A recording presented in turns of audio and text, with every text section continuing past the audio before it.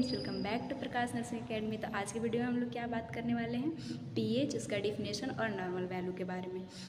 Carbohydrate हो गया, lipid हो गया, प्रोटीन हो गया और क्लिनिकल एंजाइमोलॉजी का वीडियो नहीं देखें या फिर आपको वीडियो चाहिए तो आप मेरे चैनल पर जाइए, मेरे प्लेलिस्ट में जाइए और वहाँ से वीडियो देख सकते हैं। अभी तक पूरा अपलोड मैं कर चुकी हूँ। आज का हमारा जो यूनिट है वो 5 है, फिर 3 यूनिट इसके बाद का भी वीडियो अपलोडेड आपको मिल जाएगा। वो भी डिटेल में कौन सा इंपॉर्टेंट है, कैसे यूनिवर्सिटी में आपको लिखना है, इस सब मैं अपने वीडियो में कवर करती हूँ। अगर आप मेरे चैनल पे नए हैं तो मेरे चैनल को सब्सक्राइब कर सकते हैं। तो चलिए विदाउट टाइम वेस्ट किए आपका आज का वीडियो स्टार्ट करते हैं, जो कि पीएच के बारे में बहुत अच्छे समझेंगे। डेफिनेशन क्या है? PH is defined as the negative logarithm of the H+ ion concentration in a solution. हमें पता है आपको समझ में नहीं आया होगा, लेकिन डोंट वरी, मैं आपके साथ हूँ तो आप समझ जाइएगा। पीएच को कैसे डिफाइन किया गया? यह एक नेगेटिव लॉगरिथम है, लॉग का वैल्यू है जो कि H+ कंसंट्रेशन सॉल्यूशन में कितना है वो हमें बताता है। फिर भी आप नहीं समझे होंगे तो देखिए, नॉर्मली पहले जो है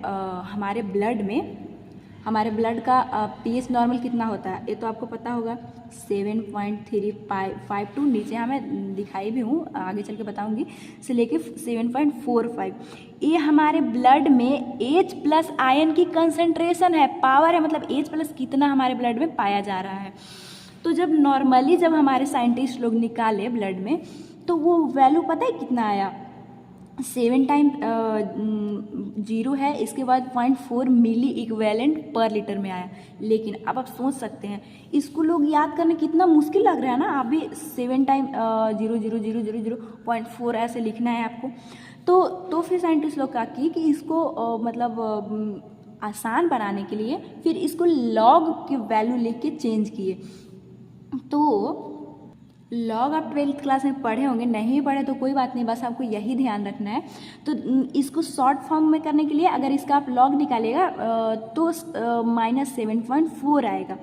तो इसको अब ये भी देखने में अच्छा नहीं लग रहा है, तो इस माइनस को इधर भेज दिया गया, तो वही माइनस लॉग H+ जो है वो 7.4 आया। ये नॉर्मल वैल्यू है ब्लड में पीएच कंसंट्रेशन का, जिसको पीएच बोलते हैं। तो इतना नॉर्मल वैल्यू है, इसको एवरेज अगर रखें तो 7.4 आएगा, इसमें तो कोई कन्फ्यूजन नहीं है। तो वही H+ जो है वो 7.4 है। तो क्या यही बोलता है, pH is defined as a negative logarithm of H+ concentration in solution, कि मतलब ब्लड में हमारा H+ कितना, उसका कंसंट्रेशन कितना पाया जा रहा है, उसका वो कितना हमारे ब्लड में है। तो वो जब निकाला गया तो ऐसे आया, 0.00 करके 7 टाइम 0 लिखना पड़ा, उसके बाद 4 आया। तो हमारे साइंटिस्ट लोग को लगा कि इसको इजी बनाया जाए, क्योंकि साइंटिस्ट तो इजी करने का ही काम करते हैं हर चीज़ को।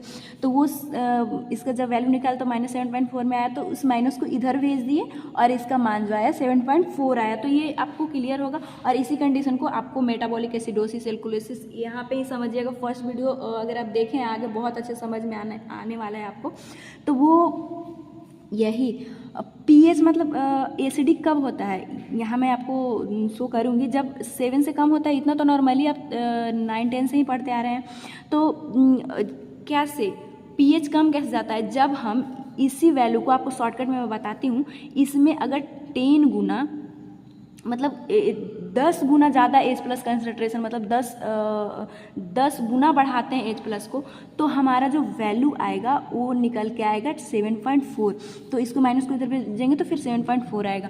तो इस कंडीशन को क्या बोला गया? एसिडोसिस, जो कि आगे आपके सिलेबस में है, रेस्पिरेटरी एसिडोसिस और मेटाबॉलिक एसिडोसिस। तो एक कंडीशन अगर पीएच का पाया जाता है तो एसिडोसिस का कंडीशन, और एसिडोसिस के कंडीशन में क्या हम लोग बोलते हैं, H+ कंसंट्रेशन ज़्यादा है, तो इसी तरह से H+ कंसंट्रेशन ज़्यादा है। अगर यही इसको 10 टाइम जो है वो कम किया गया, मतलब अगर डिवाइड करेंगे तो इसका जो वैल्यू चल के आएगा वो 8.4 आएगा, क्योंकि 0 जो है वो एक और बढ़ जाएगा और 8.4 आएगा। तो ये कंडीशन में H+ कंसंट्रेशन को कम किया गया, तो उस कंडीशन को एल्कोलोसिस बोलेंगे, जो कि हम लोग आगे पढ़ेंगे, डोंट वरी। तो स्टार्टिंग में जो है, अब हम लोग पीएच के बारे में देख रहे हो तो पहले उसको देखते हैं। Starting called power of hydrogen ion after some time short period. पहले जो है इसको बोला जाता था पावर ऑफ हाइड्रोजन आयन, के हमारे ब्लड में पावर कितना है H+ का, मतलब कितना पाया जा रहा है। लेकिन सम टाइम बाद लोग तो बहुत शॉर्टकट चलने लगे, तो इसको भी शॉर्ट कर दिए और बोलने लगे पीएच। Power of hydrogen. तो पीएच अब ऐसा तो है नहीं कि आप मतलब कि ये कोई मोती वोती है कि इसको देख के आप बता दीजिए कि कितना है।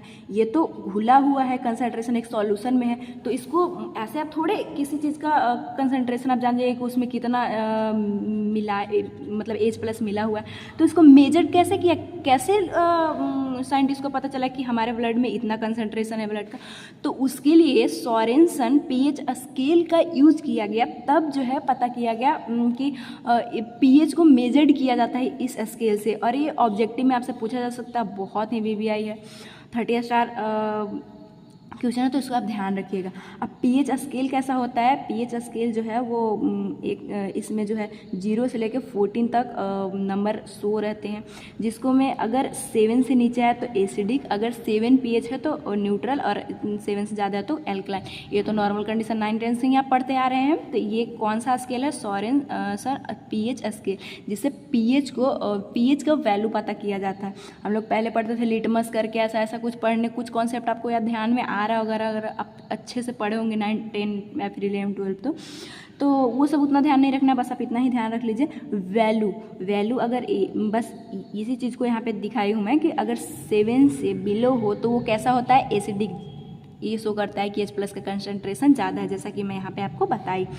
अगर जो है वो pH 7 से एबव है तो वो बेसिक है, यानी H+ कंसंट्रेशन हमारे ब्लड में कम है।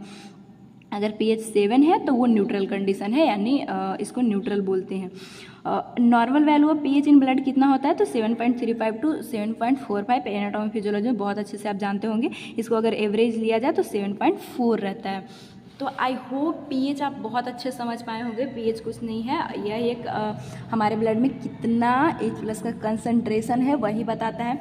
तो ये लॉग ए, बस आपको ध्यान रखना होगा कि ये निगेटिव लॉगेरिथम है H+ आयन कंसंट्रेशन का। और कैसे निकाला गया वो तो मैं आपको अच्छे से समझा ही चुकी हूँ।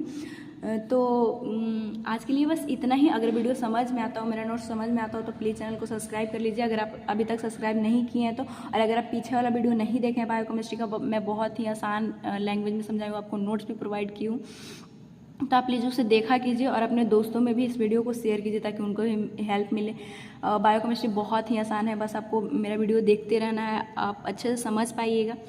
तो नेक्स्ट हमारा जो टॉपिक होगा पार्ट 2 में, वो regulation of blood pH blood buffer हम लोग देखेंगे, और ये बहुत ही कॉन्सेप्चुअल और बहुत ही मज़ा आने वाला है। तो चलिए आज के लिए बस इतना ही।